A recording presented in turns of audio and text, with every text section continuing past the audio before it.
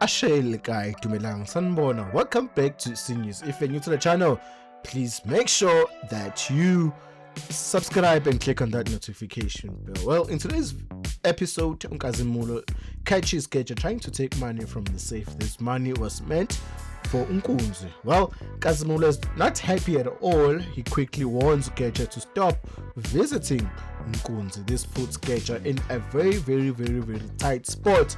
Geja now has to be very careful as Nkazimulo is watching him like a hawk.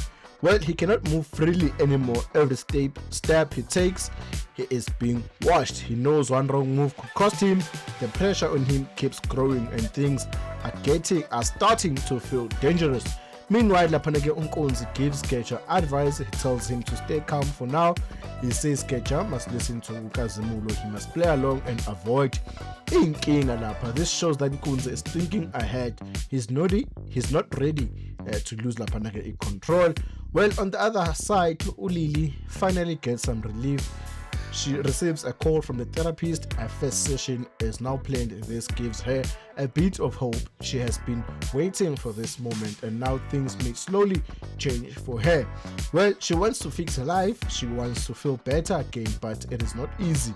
She still has to deal with her journey. And yeah, man, her journey is not far.